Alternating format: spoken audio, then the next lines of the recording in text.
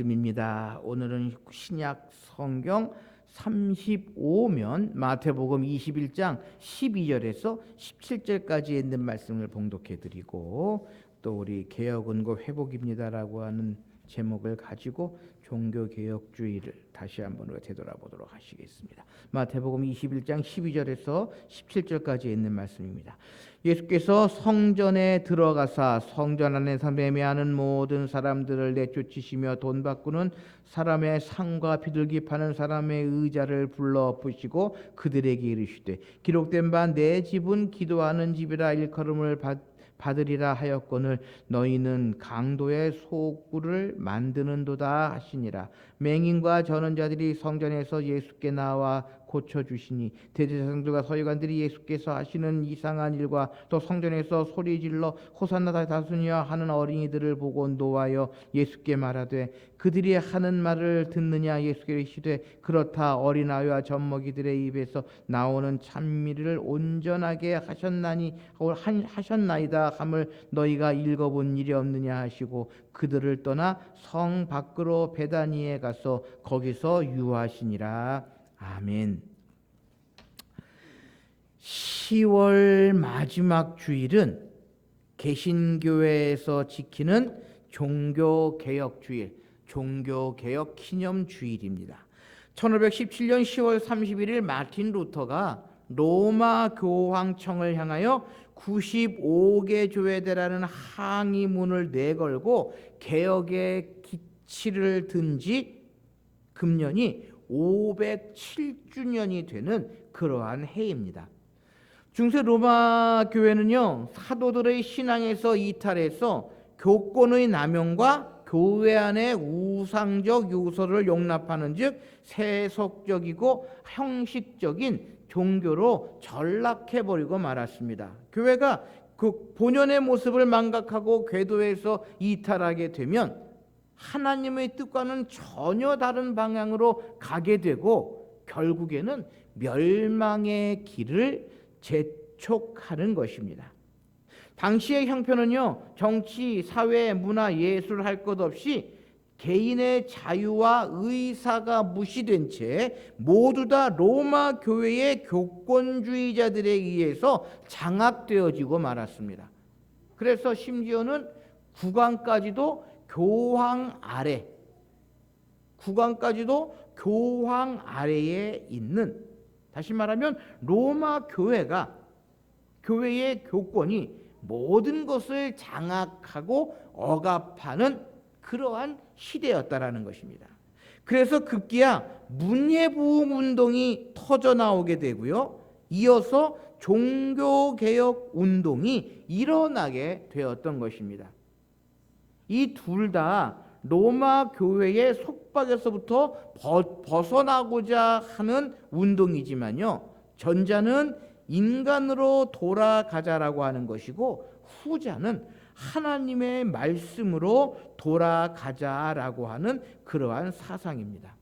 그래서 점점 세상이 하나님의 다스리심, 하나님의 인도하심에서 점점 멀어져서 인간 본연의 모습을 강조하고 인간 본연의 것으로 돌아가자라고 하는 그러한 사상으로 빠져들게 되었다라는 것입니다. 바로 그것이 원인이 하나가, 가톨릭 교회가 너무나도 교권을 강조하고 교회가 세상을 억압하기에 교회에 대한 반감으로 문예부흥, 르네상스 운동이 일어나게 되었다라는 것입니다. 옛날이나 지금이나 말씀으로 돌아가자라고 하는 하나님 나라의 운동은요, 조금도 다를 바 없이 이어지게 되었다라는 것입니다. 그래서 세속적인 생각으로는 인간으로 돌아가자라고 하는, 교회와 동떨어진, 하나님과 동떨어진 인간으로 돌아가자라고 하는 이야기, 그리고 교회 안에서는 다시금 하나님의 말씀으로 돌아가자라고 하는 하나님 나라의 운동이 이루어지고 있다라는 것입니다. 그래서 개혁자 칼빈은요, 개혁 교회는 날마다 개혁되어야 한다라고 이야기를 하기도 했습니다. 그런데 이 개혁이 세상적인 개혁이 아니라 말씀의 개혁, 하나님의 말씀으로 돌아가자라고 하는 그러한 개혁을 외치게 되었던 것입니다. 오늘날 많은 사람들이요, 교회가 개혁되어야 한다라고 이야기를 합니다. 특별히 한국 교회가 바뀌어야 한다라고 이야기를 합니다. 그렇습니다. 한국 교회는요, 개혁되어지고 바뀌어야 합니다. 뿐만 아니라 성도로 살아가는 우리 자신과 삶도 개혁되어져야 한다라는 것입니다. 교회만 바뀌는 것이 아니라 교회 안에 있는 구성원들, 성도들도 날마다 자신과 삶이 바뀌어야 한다라고 하는 것입니다. 교회는 바뀌어야 한다라고 하면서 교회 안에 있는 성도들, 구성원들은 바뀌지 않는다면 그것은요, 말이 되지 않는 그러한 일이다라는 것입니다. 여러분, 그러나 문제는 무엇이 개혁되어져야 하느냐라는 것입니다. 교회가 개혁되어야 한다고 말하는 많은 사람들 중에서는요, 교회가 바뀌는데 이 시대 정신을 따라야 한다라고 이야기를 합니다. 그런데 이 말은요, 틀린 말입니다. 교회는 시대 정신을 따라가서는 안 된다라는 것입니다. 교회의 개혁은요, 낡은 건물을 리모델링 하는 것이 아닙니다. 더구나 부족한 것을 끊임없이 보충하는 업그레이드는 결코 아니다라는 것입니다. 처음 시도해보는 시스템을 도입하거나 침체의 분위기를 쇄신하려는 목적이 아닌 변함없는 진리에 기초하는 처음으로 돌아가는 것, 그것이 개혁이다라고 하는 것입니다. 교회의 개혁은요, 진리에서 벗어난 것을 고치는 것이나 본질에서 덧칠된 것들을 걷어내는 그러한 작업이어야 한다라는 것입니다. 이런 점에 있어서 오늘 읽어드린 본문 말씀, 성전 청결 사건은요, 우리에게 많은 교훈을 줍니다. 이 말을 달리 표현하자면 성전에 대한 예수님의 개혁이다라고 하는 것입니다. 교회를 새롭게 하시는, 성전을 새롭게 하시는 예수님의 개혁이다라고 하는 것입니다. 그래서요, 오늘 본문 말씀에 보시면은요, 성경을 잠깐 살펴보시면 어떤 책들은 성경마다 소제목이 붙어 있습니다. 단락마다. 그래서 오늘 이 본문 말씀의 소제목을 뭐라고 제가 가지고 있는 성경에는 붙여놨냐 하면은요, 성전을 깨끗하게 하시다라고 소제목을 붙여놓고 그 밑에 괄호하고 사복음서에 이 내용과 연관된 같은 내용을 기록해 놓은 본문이 어디에 있느냐라고 하는 것을 기록해 놓고 있습니다.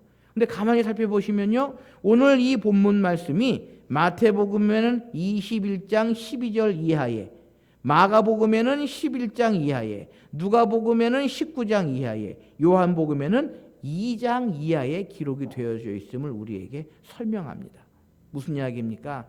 이 사건, 이 이야기가 사복음서에 모두 기록이 되어 있다는 것입니다. 다시 말하면 이 이야기, 이 사건은 중요한 사건이기에 복음서의 기자들이 모두 기록해 놓고 있다라고 하는 것입니다. 예수님께서 성전을 개혁하신 이 사건, 그만큼 중요한 의미를 가지고 있다라는 것입니다. 사랑하는 성도 여러분, 이 시대의 교회가 개혁되기를 원합니다. 완전하신 주님이 와서 엎으신다면, 그래서 우리의 무너진 마음을 쟁기질 하신다면 과연 우리는 무엇을 개혁하고 무엇을 새롭게 해야 하겠느냐라고 하는 것입니다. 오늘 이 시대에 우리 주님께서 오셔서 교회를 새롭게 하고 교회를 갱신하고 회복시키시면 무엇을 회복시키시겠느냐라는 것입니다. 다시 말하면 여러분, 교회는요, 교회의 개혁은 회복하는 일에 있다라는 것입니다. 회복하는 일에 있다라는 것입니다. 자, 그렇다면 무엇이 회복되어야 하겠느냐라는 것입니다. 첫째는요, 하나님의 하나님 되심이 회복되어야 한다라는 것입니다. 바로 예수님께서 이 성전 청결 사건, 성전에 대한 예수님의 개혁 속에 그 모습이 들어있다라는 것입니다. 유대인들은요, 명절 때가 되면 많은 사람들이 각처에서 성전에 찾아옵니다. 그리고 이들은요, 성전에서 희생 제사를 드리고 종교 의식을 행합니다. 마치 사찰에 가면 종교 의식에 필요한 향품이나 양초를 파는 것과 같은 이치입니다. 성전에서 돈을 바꾸고 짐승을 파는 사람들이 있는 이유가 그렇게 찾아오는 사람들을 대상으로 장사하기 위해서다라고 하는 것입니다. 그런데 주님은 이것을 엎으시고 동물을 쫓으셨습니다. 언뜻 보기에는 성전 제도를 통째로 무시하는 듯한 행동입니다. 그런데 여러분, 예수님께서 왜 이런 일을 하셨겠습니까? 그 이유는요, 성전 제사와 의식은 있는데 정작 마음 중심에는 하나님이 없기 때문이다라는 것입니다. 이 사건은 당시 성전에서 무엇을 팔면 되느냐 안 되느냐의 문제가 아니라 하나님의 인재가 있느냐 없느냐의 문제였습니다. 예배라는 이름을 붙였다고 해서 모두가 예배가 아닌 것처럼 찬송가라고 하는 이름을 붙이고 가사가 은혜롭다고 모두가 찬송이 되는 것이 아닙니다. 하나님을 잃어버린 예배, 사람이 주목받는 예배는 더 이상 예배가 아니다라는 것입니다. 하나님의 하나님 되심을 무엇보다 하나님을 내 모든 사람의 삶의 주인으로 모시는 그러한 일이 우리에게 있어야 한다라는 것입니다. 우리의 예배를 받으시는 하나님은 화려한 종교의식에 감동하시는 분이 아니라 우리의 주인이 되기를 원하신다라는 것입니다. 우리의 주인이신 예수님께 예배하고 기도합니다. 그리고 주님의 음성에 잠잠히 귀를 기울이는 것입니다.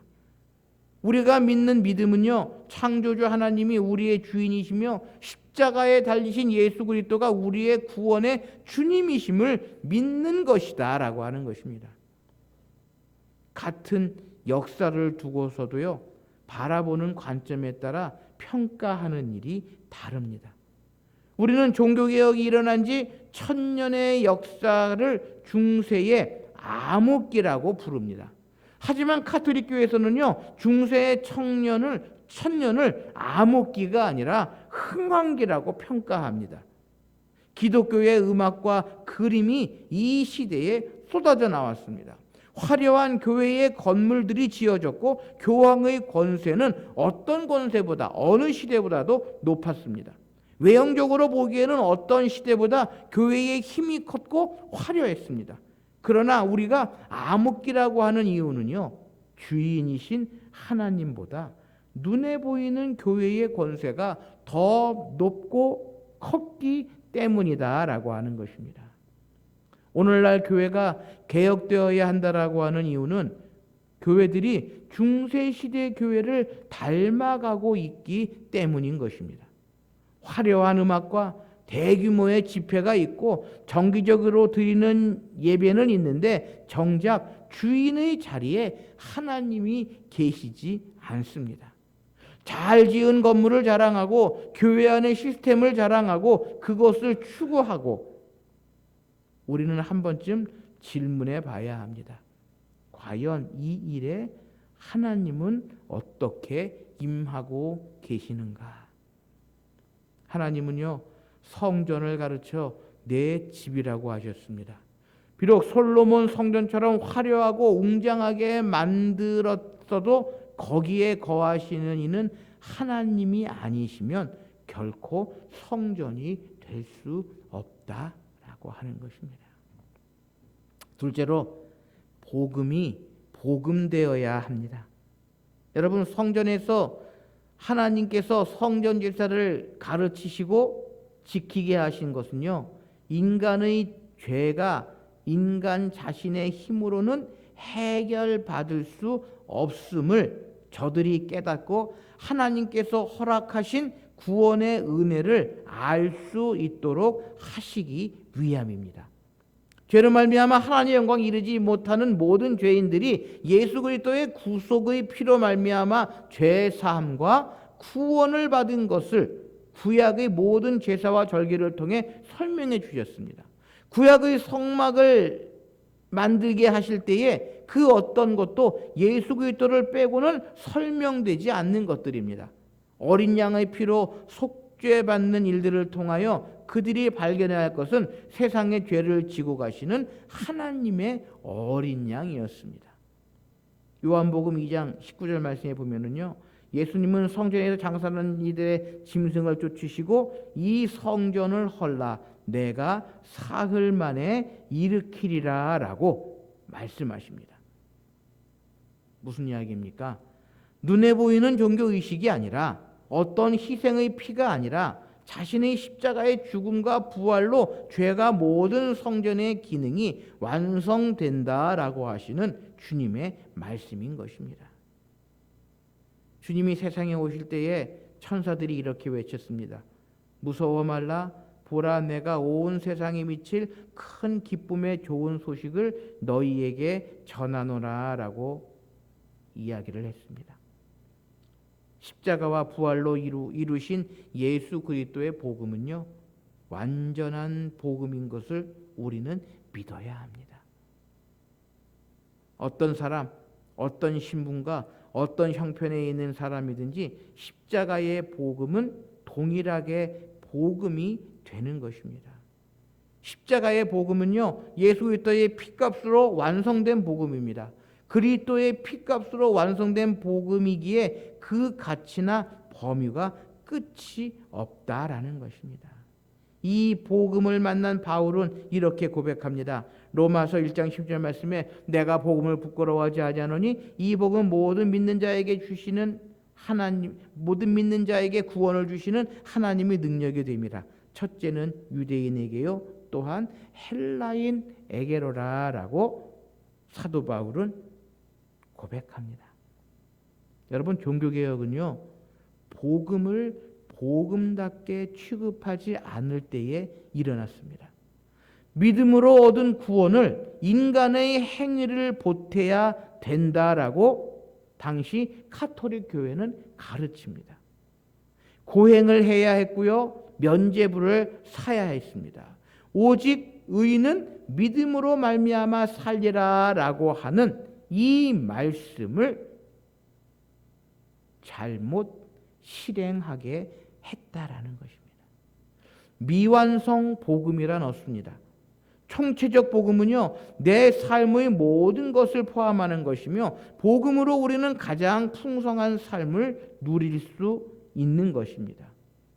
복음으로 우리의 삶을 해석해야 한다라는 것입니다. 고행을 하거나 면죄부를 사거나 덕을 쌓거나 공덕을 쌓거나 하는 것이 아니라 오직 믿음으로 말미암아 우리는 구원에 이를 수 있음을 우리는 기억해야 합니다. 이것이 복음입니다. 이것이 성경이 가르치는 주님께서 말씀하신 복음이다라는 것입니다. 하나님께서 보내신 메시아를 거부하고 자신들에 의해 도취한 종교인들은요, 자신의 의와 행위로 만족을 합니다.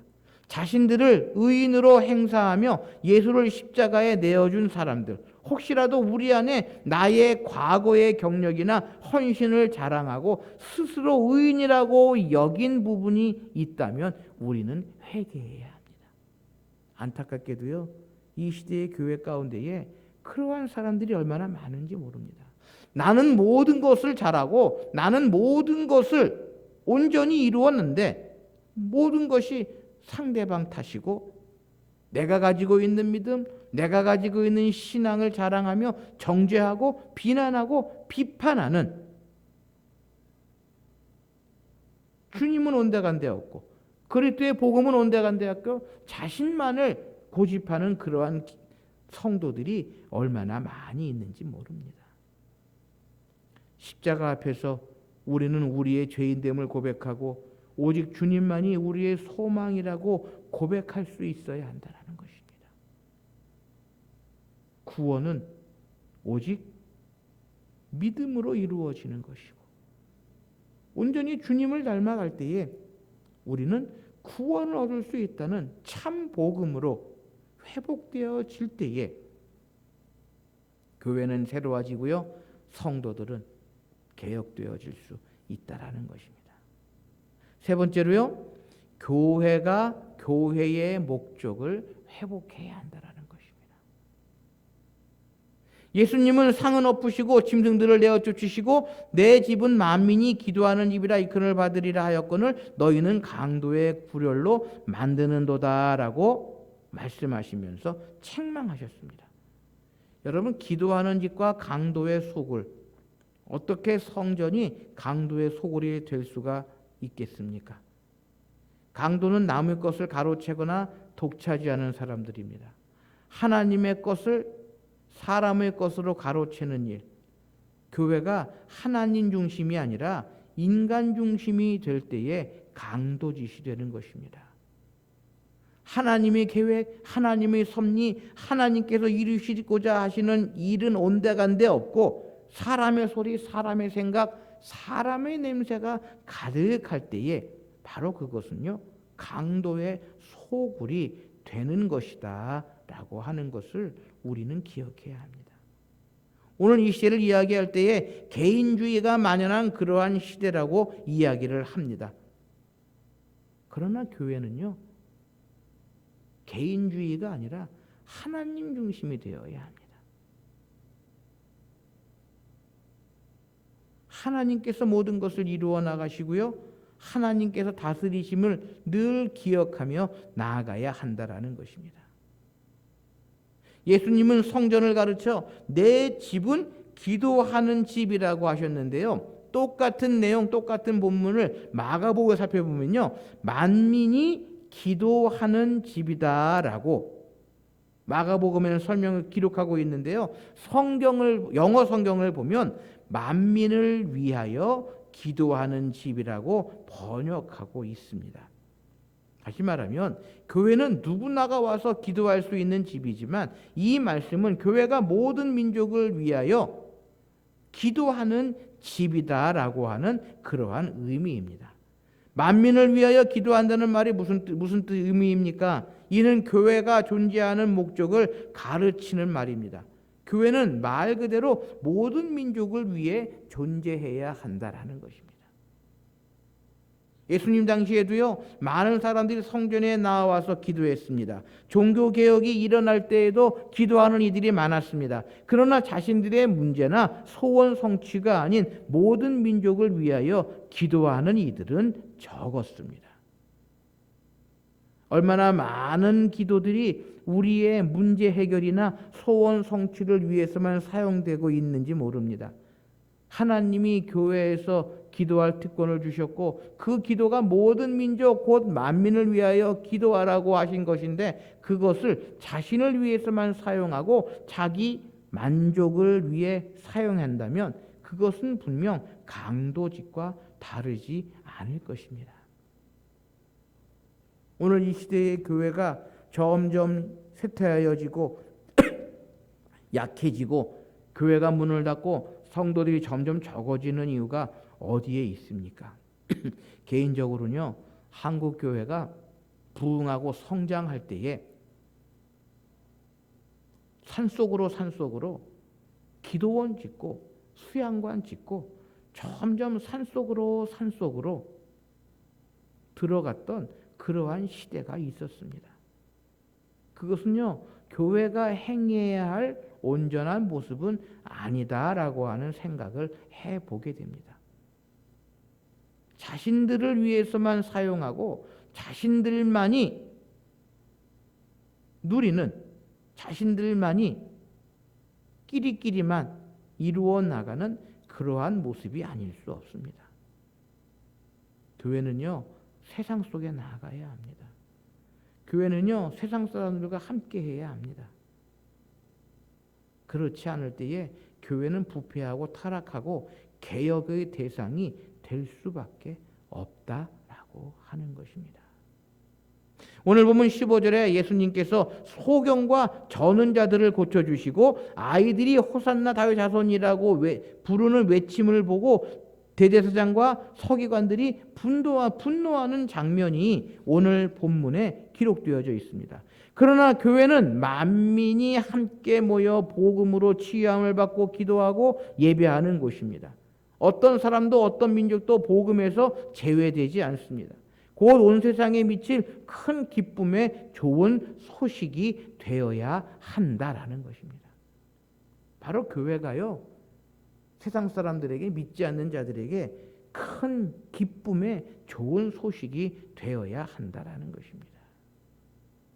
그러나 안타까운 것은 오늘 이 시대의 교회와 성도들이 온 세상에 미칠 큰 기쁨의 좋은 소식이 되지 못하고 있다라는 것입니다. 교회는 끊임없이 개혁되어야 합니다. 새로운 무엇을 찾아 방법을 바꾸고 시스템을 현대식으로 고치는 것이 아니라 말씀으로 돌아가며 하나님을 우리의 삶의 주인으로 모시고 복음을 예수의 피값만큼 귀하게 여겨야 하는 것입니다. 사람 중심이 되었던 교회를 하나님 중심의 교회로 바꾸어야 합니다. 열방을 위해 기도하는 교회, 만민을 찾아 복음을 전파하고 그들을 위해 기도하는 교회가 되어야 합니다. 바로 그것이 오늘 이 시대의 교회가 개혁되어지고 변화되어져야 할 모습이다라고 하는 것입니다. 각 사람은요, 성령이 거하는 성전입니다. 종교개혁은 가장 먼저 내 마음 안에 성전에서 일어나야 한다라는 것입니다. 그러므로 우리는 날마다 이러한 질문을 끊임없이 우리의 삶 속에 해보아야 합니다. 내 삶의 주인이 누구인가? 너는 복음으로 충만한 삶을 살고 있는가? 내 마음의 성전은 열방을 위하여 기도하는 집인가? 오늘 이 시대의 교회가 늘 기억해야 할 주님의 말씀입니다.